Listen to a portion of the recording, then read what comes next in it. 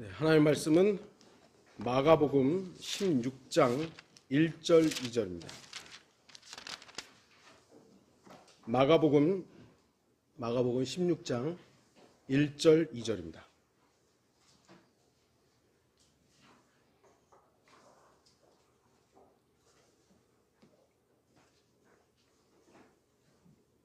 제가 말씀을 읽도록 하겠습니다.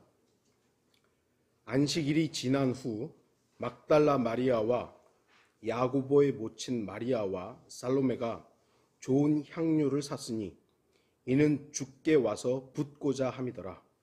그 주의 첫날 아주 이른 아침 해가 뜰 무렵 그들이 무덤에 왔더라. 전체적인 내용 8절까지 쭉 이어지고 있습니다. 단락은 그렇게 좀 구분이 되어 있습니다만 너무 길어서 1, 2절만 이렇게 좀 읽었습니다. 오늘 말씀의 제목은 부활, 그날 아침입니다.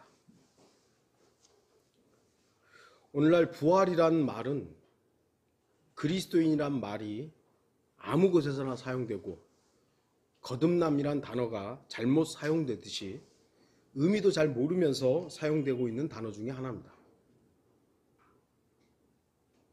그냥 아무 데서나 부활해요. 그냥 게임에서도 부활, 어떤 가수들도 자다 일어나는 거예요. 부활했네. 이런 거 그냥 아무렇게 사용되고 있죠.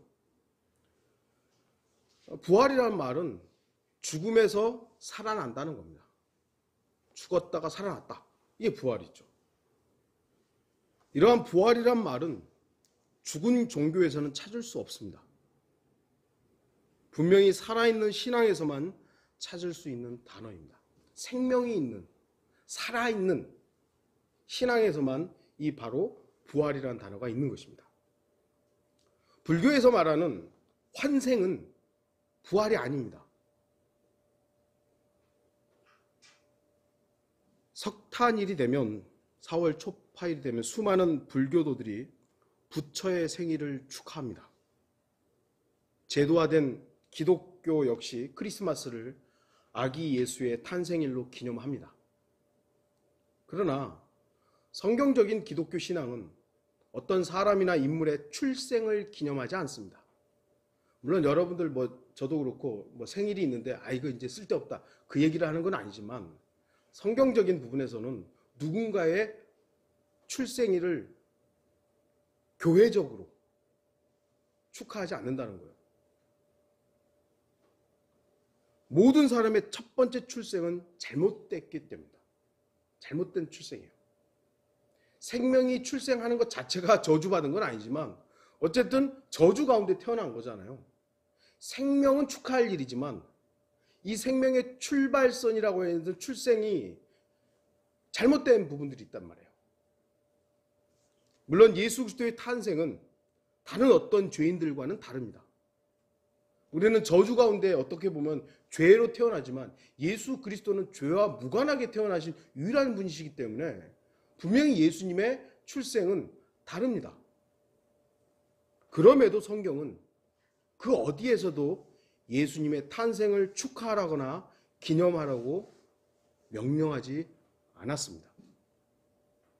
그 어디에서도 인간들은 작년이 베토벤이었나? 베토벤 출생 몇백 년? 해가지고 대단한 축제를 하고 그랬더라고요.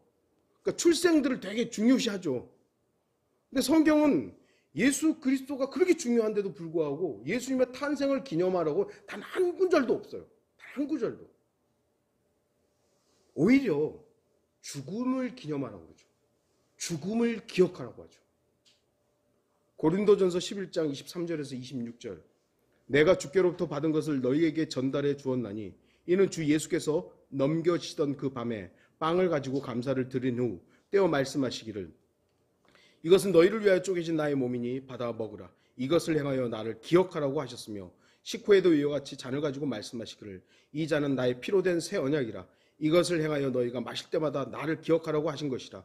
너희가 이 빵을 먹고 이 잔을 마실 때마다 주의 죽으심을 그분이 오실 때까지 선포하는 것이라.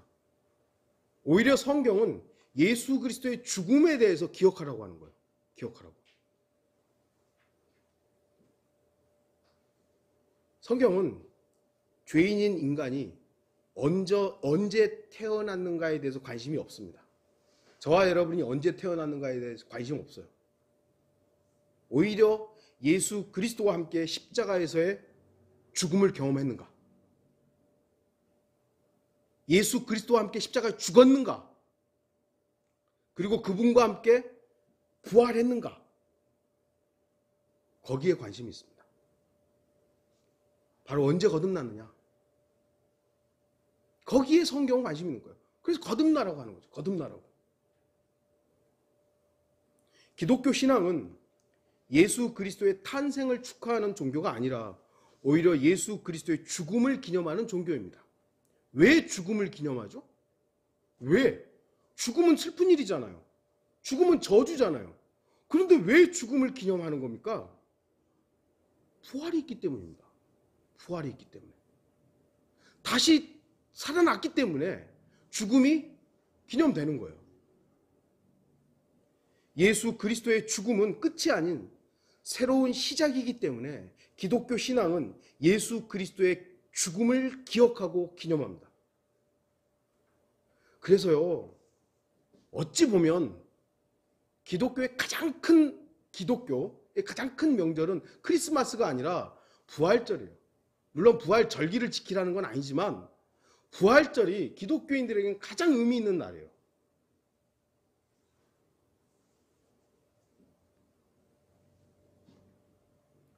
그분의 부활을 우리는 매주일 예배로 기억하고 경배합니다. 우리가 주의 첫날 모이는 이유가 뭐예요?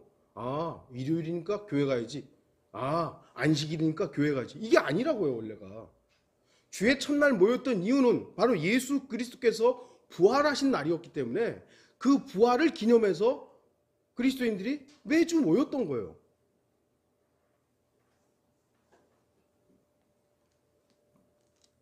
예수 그리스도께서 만약 인류의 모든 죄를 제거하시기 위해 십자가에서 죽고 끝나버렸으면 부활이 없었다.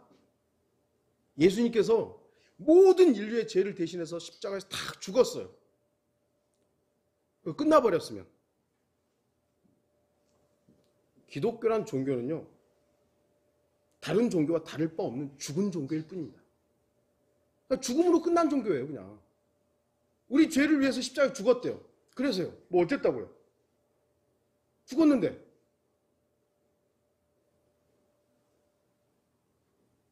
죽음의 종교는 결코 죄인을 지옥의 저주로부터 구원할 수 없습니다. 예수님이 아무리 모든 인류의 죄를 다 짊어지고 십자가에 죽었다 할지라도 죽음으로 끝나버리면 우리도 죽고 끝날 거 아니에요. 그냥 다 끝나는 거예요. 그러나 예수 그리스도께서는 부활의 그날 아침 죽음을 이기셨습니다. 마가복음 16장 2절 놀라지 말라 너희가 십자가에 못 박히신 나사렛 예수를 찾는도다. 그는 살아나셨고 여기에 계시지 않는도다. 무덤에 없었던 거예요. 고린도전서 15장 55절 오 사망아 너의 쏘는 것이 어디 있느냐. 오 음부야 너의 승리가 어디 있느냐. 넌 패배했다 이거예요. 죽음은 끝났다. 패배했다 이것이죠. 생명의 종교는요, 부활의 종교는 무덤을 찾을 수 없습니다. 그래서 예수 그리스도의 무덤을 찾으려는 카톨릭의 이 바보 같은 시도들이 그 의미가 없는 거예요. 어리석음인 거예요. 아니 살아계신 분을 왜 무덤에서 찾냐고요. 그날 아침 주님을 가두었던 무덤 문은 활짝 열렸고 죽음은 패배했습니다. 바로 그날 아침 예수 그리스도께서는 위대한 하나님의 능력으로 하나님의 아들로 선포되었습니다. 그러니까 하나님의 아들이 아니었던 건 아니지만 부활을 통해서 이제 만방에 드디어 아들이시다 입증이 되어버린 것이죠. 부활은 기독교 신앙에서 절대로 제외될 수 없는 중요한 교리입니다.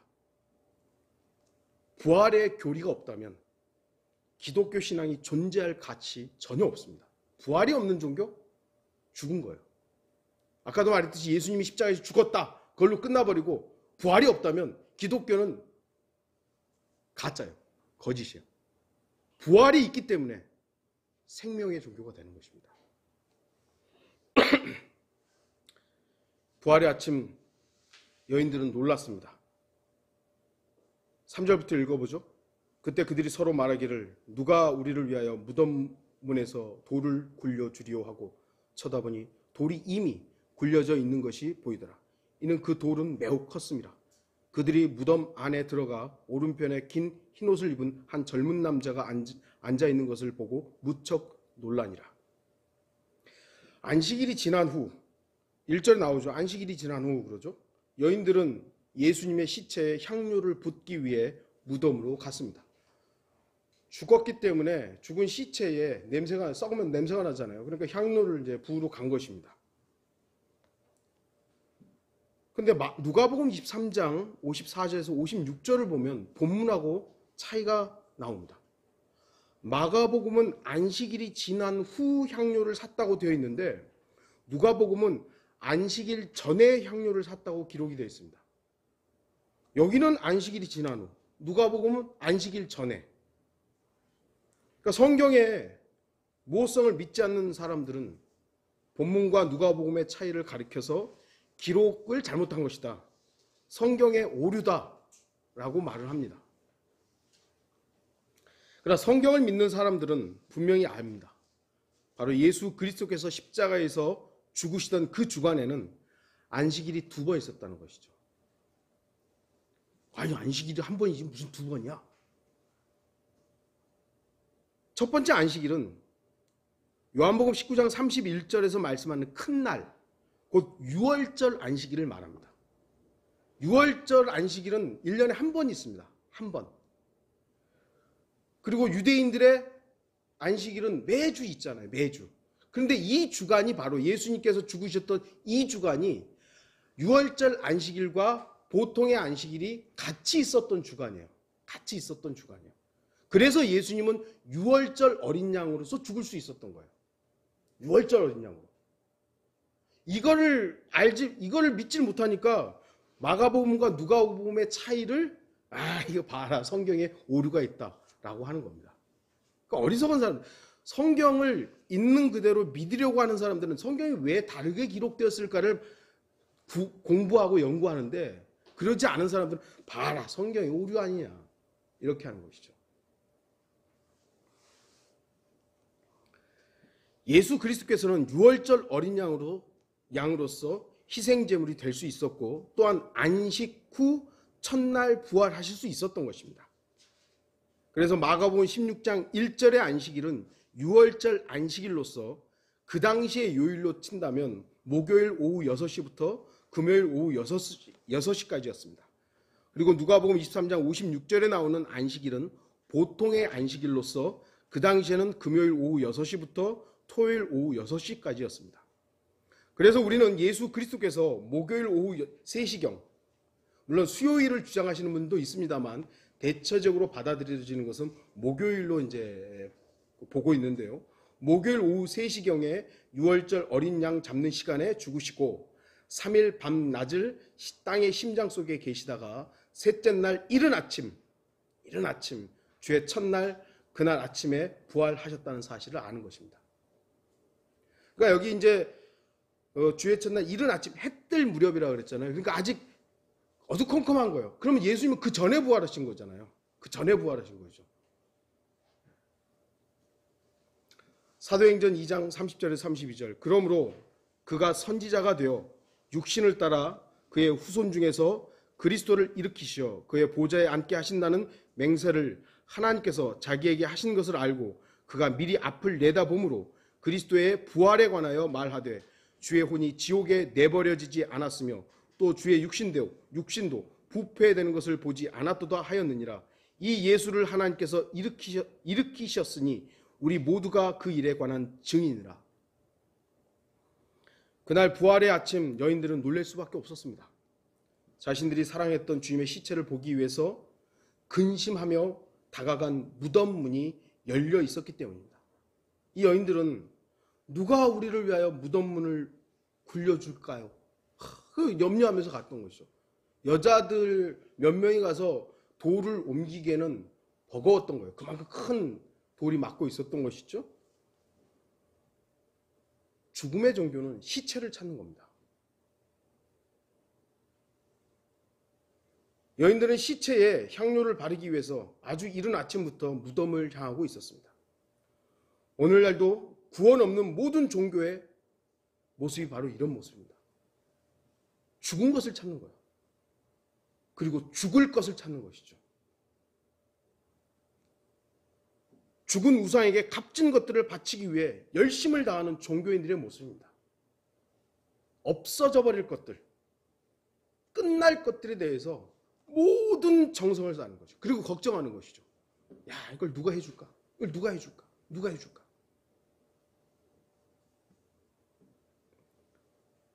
종교는요, 무덤 문을 옮겨야 합니다. 생명은 무덤 문이 열려버린 것이죠. 그러나 종교는 무덤 문을 옮겨야 돼요. 자기의 행위가 나와야 되고 자기의 땀이 있어야 됩니다. 철저히 행위를 바탕으로 움직일 수밖에 없는 것이 종교예요. 오늘날 교회들이 이런 모습으로 바뀌어버렸죠. 뭔가를 하라고 계속해서 강조합니다. 뭐 하라고, 뭐 하라고, 뭐 하라고. 만약 기독교 신앙이 부활을 가르치지 않고 계속해서 시체에게 향료를 붓기 위해 이른 아침부터 찾아 나서거나 무덤 문을 굴리려는 행위만을 강조한다면 기독교 신앙은 죽은 종교가 되고 말 것입니다. 오늘날 왜 이 한국 기독교가 소위 말하는 빛과 소금의 역할을 못하겠어요? 물론 빛과 소금에 대한 교리적인 부분을 말씀드리는 게 아닙니다. 그 왜 역할을 살아있는 신앙의 모습을 못 보이겠습니까? 죽은 것들에 초점이 맞춰 있기 때문이에요. 교회 건물에, 어떤 시스템에, 사람들과의 이 관계 속에서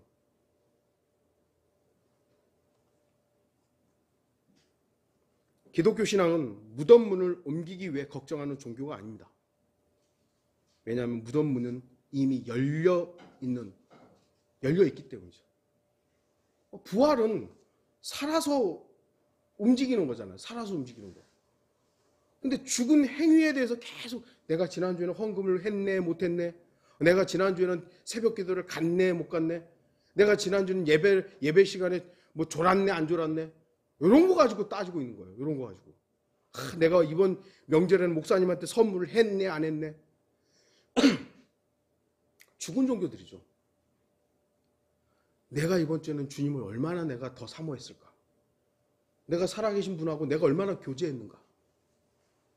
내가 저 형제하고 내가 저 자매에게 내가 얼마나 관심을 가졌는가? 이런 것들은 별로 없어요. 그냥. 뭘 했냐 안 했노로만 계속 따지고 있는 거예요. 그날 아침 여인들은 부활을 전파합니다. 8절 보시면 그들이 빨리 나와 무덤에서 도망치더라. 그들은 떨리고 놀라서 누구에게도 아무것도 말하지 못하였으니 이는 그들이 무서워함이라. 마태복음 28장 8절에서도 그들이 두려움과 큰 기쁨으로 무덤에서 급히 떠나 주의 제자들에게 말하려고 달려가더라. 누가복음 24장에서도 나오죠. 그들이 주의 말씀을 기억하고 무덤에서 돌아와 이 모든 일을 11제자와 나머지 모든 사람에게 전하니라.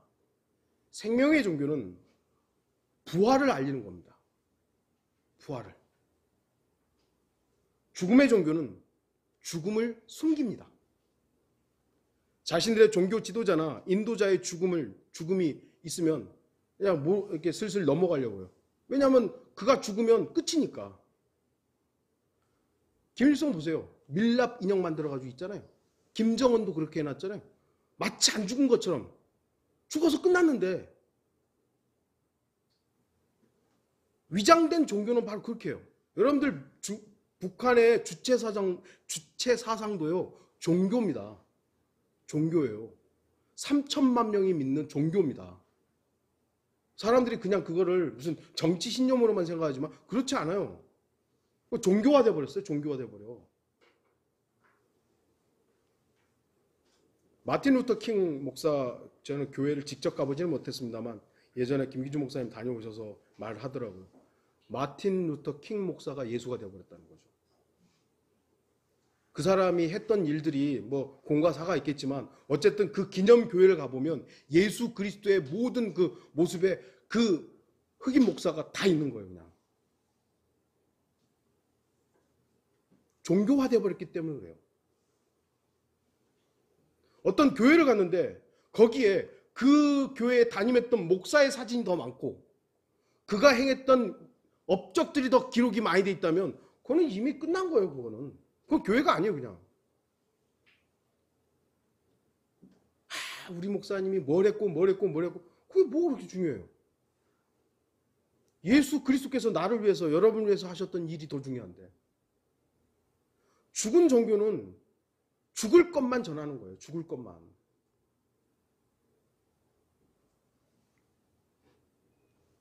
그래서 가짜 종교는 자신들의 지도자가 예수 그리스도처럼 부활할 것이라고 속이는 거죠. 안식교회 엘렌 G 화이트 여사 죽으면서 내 관에다가 전화기 넣어달라고 아직까지 전화가 안 왔어요. 왜요? 죽었으니까. 지금까지 어떤 사람도 예수 그리스도의 부활처럼 부활한 사람은 없습니다. 복음이 무엇입니까? 복음. 기쁜 소식이잖아요. 어떤 게 복음입니까? 죄의 용서와 부활을 알리는 게 기쁜 소식입니다. 고린도전서 15장 2절 4절 만일 너희가 내가 전한 복음을 굳게 잡고 헛되이 믿지 아니하였다면 복음을 통하여 너희도 구원받은 것이라. 복음을 통해 구원받은 것이라. 내가 받은 것을 먼저 너희에게 전달하였나니 이는 성경대로 그리스도께서 우리의 죄들로 인하여 죽으시고 장사되셨다가 성경대로 셋째 날에 다시 살아나셔서 이게 복음이에요. 예수님이 우리 죄를 위해서 죽었다. 그것만 복음이 아니라고요. 예수님은 나의 죄를 위해서 여러분의 죄를 위해서 죽으셨습니다. 아멘. 감사합니다. 근데 그걸로 끝나면 이건 반쪽짜리예요. 반쪽짜리. 죽으시고 부활하셨습니다. 그래서 그 예수 그리스도를 믿는 사람은 예수님처럼 부활합니다. 이게 바로 온전한 복음이에요. 온전한 복음. 복음은 분명히 죄의 구속과 부활을 전하는 겁니다. 부활을 전하지 않는 종교는 죽은 종교이며 부활을 가르치지 않는 기독교는 죽은 기독교일 뿐입니다. 여인들은 부활의 기쁜 소식을 처음에는 두려워합니다. 하지만 제자들에게 곧바로 달려갑니다. 그리고 알립니다. 부활을 알린다라는 것. 여러분 생각해 보세요. 죽은 사람이 살아났다. 쉬운 말입니까? 쉬운 일이 아니에요. 왜냐하면 자칫 잘못하면 거짓말쟁이가 되거든요. 아, 누구 살아났어요. 그런데 가봤더니 죽어 있으면 거짓말쟁이 아니에요.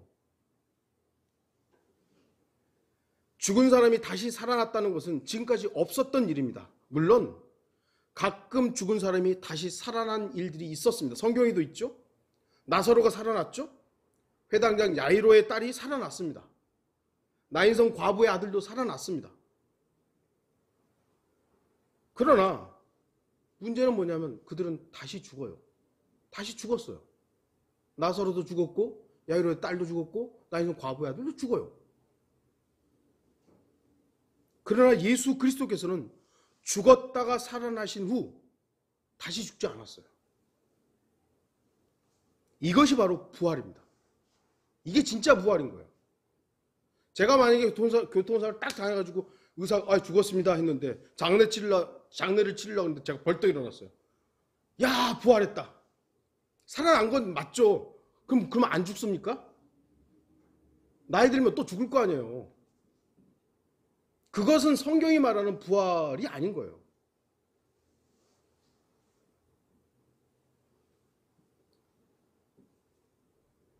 성경이 말하는 부활은 죽었다가 살아났는데 영원히 죽지 않는 겁니다. 예수 그리스도께서 바로 그렇게 하신 것이죠.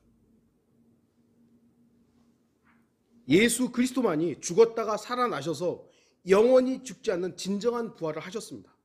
그리고 곧 우리 그리스도인들도 부활하게 될 것입니다. 단지 생명이 조금 더 연장된 것은 부활이 아닙니다. 부활은 죽음 가운데서 살아나 영원히 다시는 죽지 않는 것이 바로 부활입니다. 여인들은 바로 이 사실을 전한 겁니다. 누가복음 24장에서는 두 사람, 곧 두 천사가 말하죠. 어찌하여 너희는 살아계신 분을 죽은 자들 가운데서 찾느냐? 그분은 여기에 계시지 않고 살아나셨느니라. 주께서 갈릴리에 계셨을 때 너희에게 어떻게 말씀하셨나? 기억하라. 기억하라. 여인들은 그때서야 예수 그리스도께서 여러 차례에 걸쳐 자신의 부활을 말씀하셨던 걸 기억합니다. 이건 단지 무덤에서 딱 살아나서 나중에 또 죽을 그 부활을 말하는 게 아니라는 걸 안 거죠. 여인들은. 그렇기 때문에 예수 그리스도의 부활이 다른 사람들이 잠시 살아났던 것과는 다른 것임을 이 여인들은 알았던 거예요. 그래서 그날 아침 여인들은 부활의 소식을 전한 겁니다. 예수님 살아나셨다고. 그렇다면 오늘날 우리는 부활의 기쁜 소식을 전하고 있습니까? 다시 말씀드리지만 부활을 전하지 않는 종교는 죽은 종교이며 죽을 죄인에게는 기쁨을 주는 종교가 될 수 없습니다. 오늘날 기독교가 왜 이렇게 욕을 먹습니까? 어찌 보면 부활을 전하지 않기 때문이에요. 그리스도인이 생명의 삶을 살지 못하기 때문이에요. 죽은 삶을, 세상이 추구하고 있는 세상 죽은 것들에만 관심이 있고 살아계신 예수 그리스도에 대해 관심이 없고 살아있는 생활을 못하기 때문에 세상이 봤을 때는 이거 죽은 거나 불교나 기독교나 불교보다 기독교가 더 썩었네요.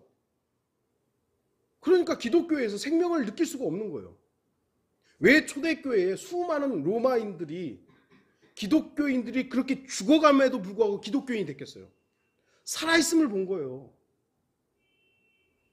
공산주의자들이 막 사람들 죽임에도 불구하고 그 공산주의자들 가운데서도 그리스도인이 된 거예요.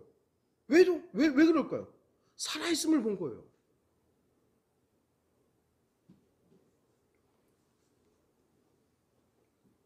우리가 꼭 말을 통해서, 물론 복음이라는 건 말을 해야 되고 외쳐야 되는 것이 필요합니다만 여기에만 여러분들 한정하지 마시고 정말 우리는 살아있는 생활을 하고 있는 것인가? 예수 그리스도의 살아있음을 내가 체득하면서 체험하면서 살고 있는 것인가? 아이고 죽겠네. 아이고 죽겠네. 아이고 죽겠네. 그럼 죽는 거죠. 여러분의 그 힘든 가운데서도 얼굴에 미소와 기쁨과 찬양이 나오면 저 사람은 도대체 저렇게 힘든데 왜 웃고 있지? 미쳤나? 왜 웃어? 나에겐 예수 그리스도가 계시기 때문이야. 너는 네가 믿는 하나님은 다르냐? 아니 똑같은데 뭐 우리가 다른 하나님 믿습니까? 그렇지 않죠. 그러나 내가 경험하고 있는 예수 그리스도가 다른 종교인이 경험하고 있는 예수 그리스도와 다른 살아계신 분이기 때문에 다른 사람들이 봤을 때 저 사람은 살아있구나라는 걸 알 수 있게 해야 되는 것이죠.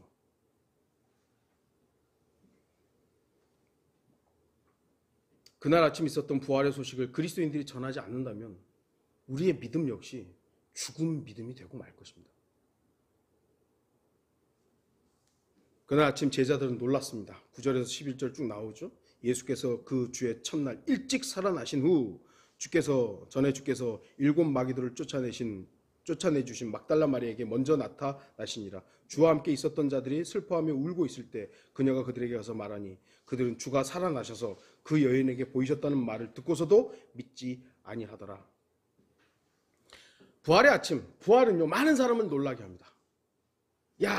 저 사람 저렇게 망했는데 저 사람 왜 저렇게 평안하지? 우리가 믿고 있는 예수 그리스도께서 그런 평안을 주셨다 라는 것이 우리의 간증이 됐을 때 사람들은 놀랄 수밖에 없는 거예요. 당연히 우울하고 당연히 힘들고 막 펑펑 울고 세상을 원망해야 될 그 사람이 예수 그리스도로 인해서 평안을 누리고 있는데 사람이 놀라지 않겠습니까? 죽어서 슬퍼해야 되는데 누군가 와서 부활하셨다, 기쁨의 소식을 알 때 놀라는 것이죠.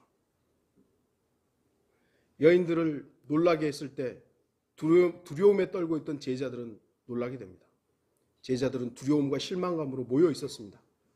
허탈감에 빠진 11 제자와 그 외 제자들이 침통함 속에 있을 때 부활의 소식이 들려왔습니다.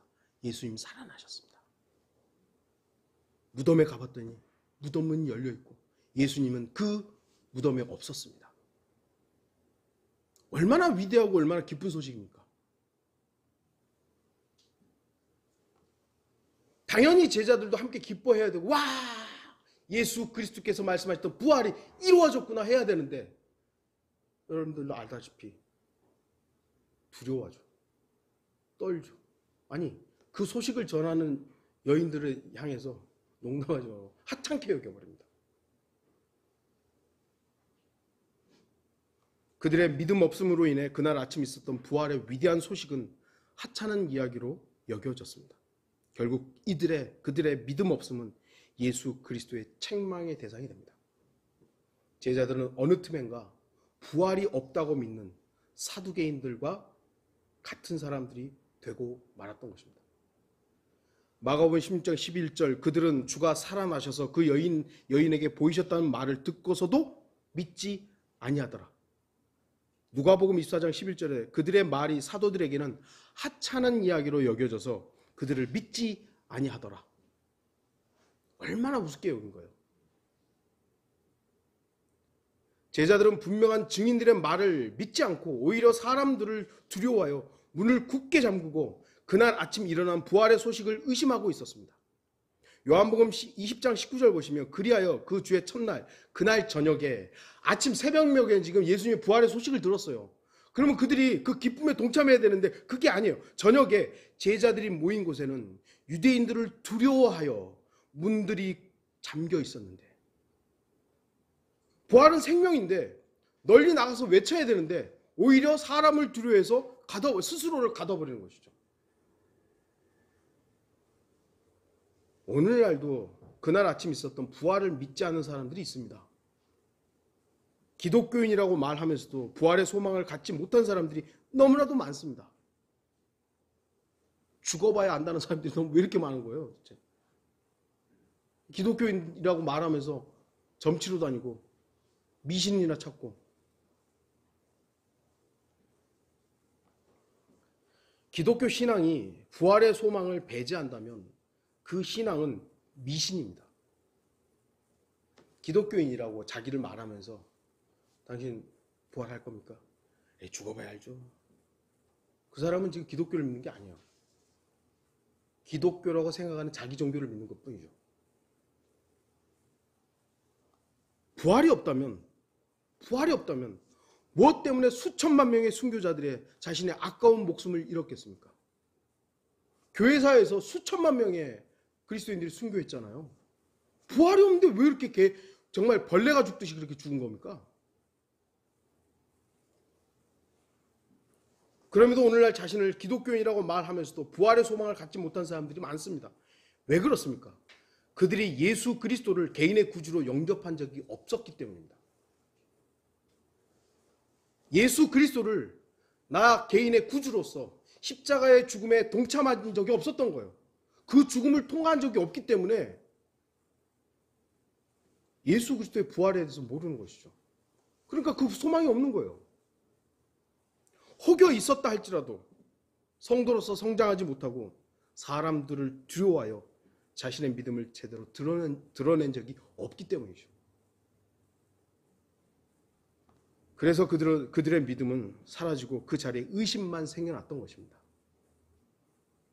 제자들이 원래부터 부활을 안 믿었겠습니까? 아니죠. 유대인들은요, 기본적으로 요한복음 11장의 마르다처럼 죽은 자의 부활을 다 믿고 있었어요. 유대인이라면. 사두개인들을 제외하고 유대인들은 부활을 다 알고 있었어요. 믿고 있었어요. 그러나 그날 아침 있었던 부활의 소식 앞에서 왜 제자들은 믿음 없는 행동을 보였겠습니까? 두려움이죠. 사람에 대한 두려움. 요한복음 20장에 그렇게 돼 있죠. 유대인들을 두려워하여 문들이 잠겨 있었는데, 사람을 두려워하면 믿음이 불신이 되어버리는 겁니다. 그들은 결국 부활의 소식을 사람들을 두려워함으로 인해 믿지 못했을 뿐만 아니라 전하지도 못했습니다. 그리고 부활의 소식을 전하는 자들을 하찮게 여기게 되는 것이죠.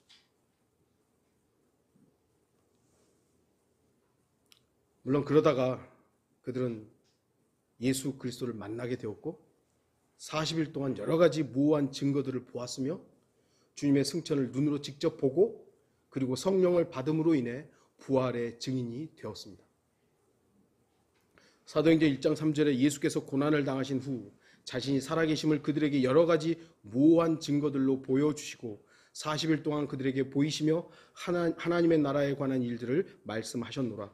사도행전 2장 32절 이 예수를 하나님께서 일으키셨으니 우리 모두가 그 일에 관한 증인이라. 사도행전 3장 15절 너희가 생명의 통치자를 죽였으나 하나님께서는 그를 죽은 자들로부터 살리셨으니 우리가 이 일의 증인들이라. 처음에는 두려움 때문에 스스로를 닫고 문을 잠그고 있었지만 예수 그리스도를 만나고 그분의 증거들을 보고 이제 부활의 증인이 되었을 때 그들은 이제 참된 증인이 됐던 것이죠. 죽음의 종교는 부활을 전할 수 없으며 어떤 사람도 놀라게 할 수 없습니다. 부활의 신앙만이 죽을 수밖에 없었던 죄인들에게 놀라움을 선물로 줄 수 있습니다.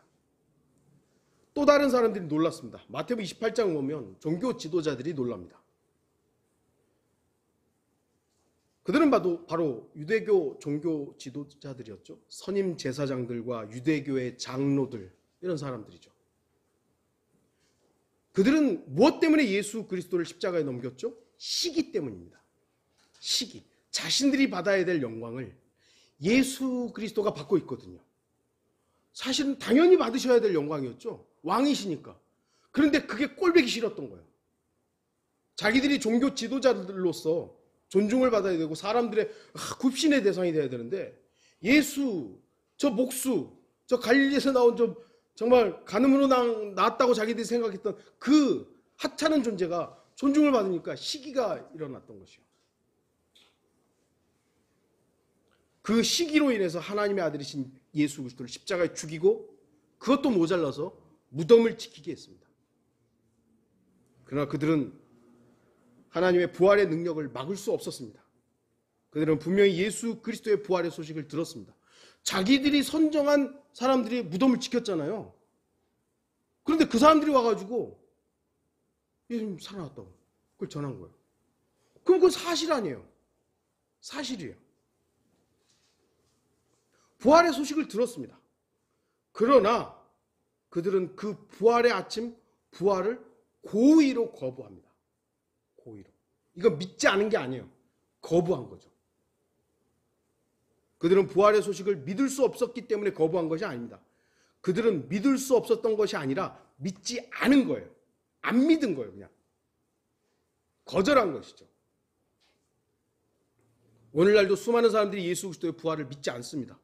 사람들은 예수 그리스도의 부활을 믿을 수 없어서가 아니라 안 믿는 거예요. 죄가 뭐죠? 죄가 뭐예요? 안 믿는 겁니다. 요한복음 16장 9절 죄에 대하여라 함은 그들이 나를 믿지 않기 때문이요. 세상에 수많은 죄들이 있지만 모든 죄는 용서받을 수 있고 또한 예수 그리스도의 보혈의 공로가 모든 죄를 제거했습니다. 모든 죄. 간음, 살인, 뭐가 있을까요 또? 죄라고 할 수 있는 거. 거짓말, 시기, 질투, 음란, 다 모든 죄. 다 용서돼요. 용서하셨죠, 그리고. 과거, 현재, 미래의 모든 죄. 그러나 딱 한 가지만은 안 돼요. 믿지 않는 불신은 이게 어떤 성령을 거역하는 죄예요. 성령을 거스르는 죄이기 때문에 용서받을 수가 없어요. 지금도 종교 지도자들은 예수 그리스도의 부활을 거부합니다. 매년마다 부활주일이면 교황도 한마디 하고 기독교 지도자들도 한마디씩 합니다. 그러나 그들의 메시지가 예수 그리스도의 부활과 무슨 상관이 있습니까?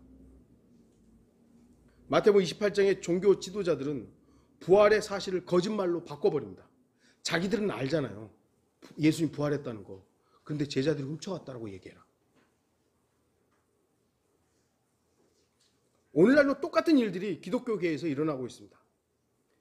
종교 지도자라고 하는 사람들이 예수 그리스도의 부활의 기쁜 소식을 전하지 않고 부활절 되면은요 경제가 다시 살아나야 된다. 사회가 어떻게 돼야 된다. 선거가 어떻게 된다. 통일이 어떻게 된다. 성경에서 말씀하시는 부활과는 전혀 다른 부활을 말합니다. 그게 교황이 하는 말들이에요. 그게 신학 박사들이 하는 말이고 목사들이 하는 말들이에요. 교황이 정말로 하나님의 사람이라면 그 부활절날 복음을 전파해야 될 거 아니에요. 당신들의 죄 때문에 예수 그리스도 죽으셨고 그 죽음에 당신들이 참여해야만 부활합니다. 당신들이 부활해야 영생을 얻을 수 있습니다. 온 세상이 교황의 그 메시지를 기다리는데 그때 복음을 전하면 얼마나 놀라운 효과가 있겠어요. 그런데 그런 거 안 해요. 세계 평화와 다시 세계 평화를 얘기하고 있고 엉뚱한 얘기들 하고 있잖아요. 이런 사람들에게는 예수 그리스도께서 사두개인들에게 했던 말씀이 정확하게 적용됩니다. 마태복음 22장 29절 예수께서 대답하여 그들에게 말씀하시길 너희가 성경도 하나님의 능력도 모름으로 오해하고 있도다. 지금도 그날 아침 부활의 소식 때문에 놀라서 그 놀라운 기쁜 소식을 거짓으로 바꾸는 사람들이 있습니다. 그러나 그날 아침 일어난 부활의 기쁜 소식은 절대로 거짓으로 포장될 수 없는 살아있는 사실입니다. 왜냐하면 부활의 증인들이 있기 때문이죠. 제자들이 부활의 증인이라는 사실은 우리가 이미 다 알고 있습니다. 그러나 저는 오늘 이 자리에 앉아있는 저와 여러분이 바로 그날 아침 일어난 부활의 증인이라는 사실을 말씀드리고자 합니다. 물론 여러분은 저는 2000년 전에 갈보리 십자가에서 죽으시고 장사된 지 3일 만에 부활하신 예수 그리스도를 본 적이 없습니다. 여러분 본 적이 있으세요? 없잖아요.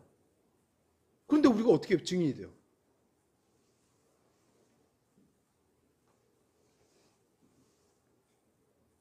그리스도인은 예수 그리스도와 함께 십자가에 못 박힌 사람입니다.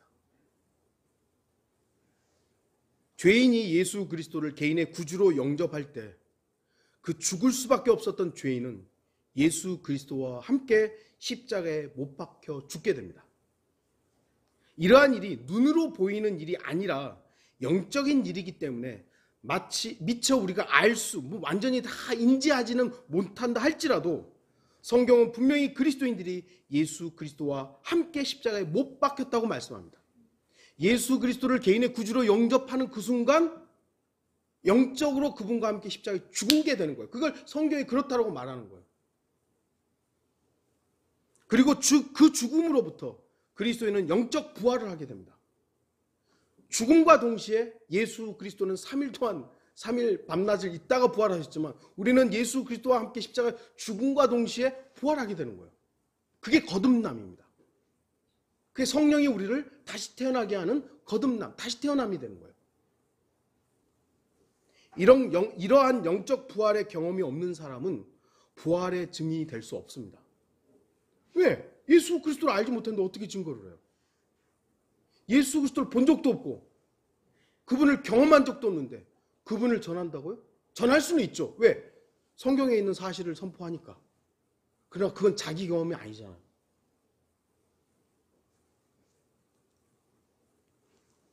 영적 부활의 경험이 있는 모든 그리스도인은 그날 아침 있었던 예수 그리스도의 부활의 증인들입니다. 왜냐하면 그날 아침 부활하신 예수 그리스도께서 바로 그 사람 안에 있기 때문입니다. 부활의 증인이 되십시오. 여인들은 그날 아침 부활의 증인이 되었고 제자들은 그 이후에 부활의 증인으로서 죽음을 마다하지 않았습니다. 우리들도 부활의 증인으로서 주 예수 그리스도의 죽으심과 부활을 전하는 증인이 되어야 합니다. 그리고 그날 아침 많은 사람들을 놀라게 했던 그 일이 이제 곧 다시 일어날 것입니다. 죽음의 권세로부터 어떠한 해도 받지 않고 지옥의 저주로부터 자유로운 그리스도인들이 부활하는 날이 있을 것입니다. 그리스도인의 영적 부활은 영적인 일이기 때문에 눈에는 보이지 않았습니다. 영적 부활은 눈에 보이지 않게 일어났죠. 그러나 이제 곧 실제적인 부활이 있을 것입니다. 만약 오늘 제가 죽는다면 저는 오늘 셋째 하늘에 있는 주 하나님의 품에 있을 것입니다. 결코 죽음으로 끝나지 않을 것이며 지옥에 가지도 않을 것입니다. 왜냐하면 예수 그리스도께서 잠들었던 자들의 첫 열매들이 되셨고 죽음으로부터 다시 살아나셔서 다시 죽지 않고 영원히 살게 될 첫 태생이 되셨기 때문입니다. 고린도전서 15장 20절 그러나 이제 그리스도께서는 죽은 자들로부터 살아나셔서 잠들었던 자들의 첫 열매들이 되셨느니라. 골로새서 1장 15절 그는 보이지 않는 하나님의 형상이시며 모든 피조물의 첫 태생이시니. 그날 부활의 아침 주님에게 죽음으로부터 일어나셨던 그 똑같은 일이 이제 곧 우리에게도 일어날 것입니다. 주님은 33년을 유대인의 모습으로 겉모습으로 사셨어요. 그 카톨릭 그림장이들이 그려놓은 그런 모습 말고 정말 검은 머리에 수염 덥수룩하니 키가 얼마인지 모르겠습니다만 사람들이 볼 만한 정말 그 귀하게 여길 만한 모습이 없는 모습으로 33년간 사시다가 십자가에 죽으셨어요. 그 부활하신 몸은 그 몸이 조금 화장해서 나온 게 아니라고요. 머리 고대해가지고 나온 게 아니라고요. 영화로운 몸으로 바뀐 거예요. 그래서 제자들 가운데 그 모습을 처음 봤을 때 몰랐던 부분도 있어요. 그러나 자신을 계시해 주시니까 예수님이구나라는 걸 아는. 그러나 십자가에 죽기 전까지의 그 모습은 아닌 거예요. 변화된 모습의 영화로운 몸, 그 몸은 영원히 죽지 않는 몸인 거예요. 우리도 마찬가지입니다. 우리도 지금 이 껍데기 이거 입고 있다가 주님께서 만약 지금 당장이라도 부르시면 우리 이 몸이 올라갈 거 아니에요. 그런데 이 몸 그대로는 못 올라가잖아요. 성령께서 이 몸을 영원히 죽지 않을 몸으로 바꿔주실 거예요. 이게 진짜 부활이죠. 이제 그 일이 언제인지 모르지만 일어날 겁니다. 그럼 세상 사람들은 진짜 까무러치게 놀랄 겁니다. 눈 깜짝하는 순간에 일어나기 때문에 어쩌고 없어져 버린 우리 때문에 놀랄 것이지만 그것도 뭐 잠시겠죠. 그날 부활의 아침 주님께서는 죽음에서 일어나셨던 그 모습으로 우리가 바뀐다고요. 성경이 그걸 말씀합니다. 만일 우리가 그의 죽으심의 모양으로 함께 심겨졌다면 또한 그의 부활하심의 모양과 같이 되리라. 부활의 모양과 같이 되는 거예요.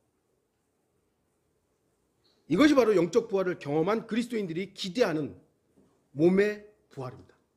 몸의 부활.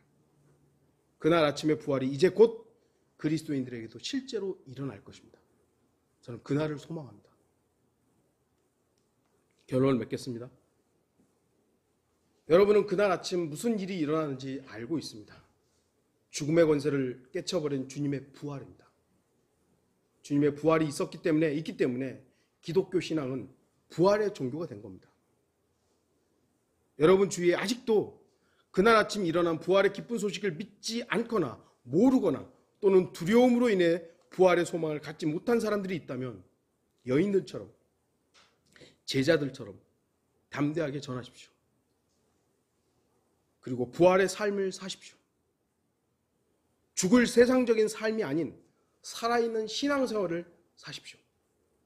날마다의 삶 속에서 생명을 지향하며 살아야 될 거 아니에요. 없어져 버릴, 죽어버릴 세상을 향해서만 살게 되면 우리는 부활의 삶을 사는 게 아니에요. 부활의 소식을 전하지 않는 종교는 죽은 종교일 뿐입니다. 그날 아침 주님의 부활은 많은 사람들을 놀라게 했습니다. 이제 곧 그리스도인들의 부활인 휴거가 있을 것입니다. 많은 사람들을 놀라게 할 것입니다. 물론 언제나처럼 종교 지도자들은 부활을 거짓말로 바꿀 것입니다. 우리가 휴거되고 그리스도인들이 없어져 버리면 이제 뭐 흉흉한 소문들이 일어나겠죠. 거짓말로 바꾸겠죠.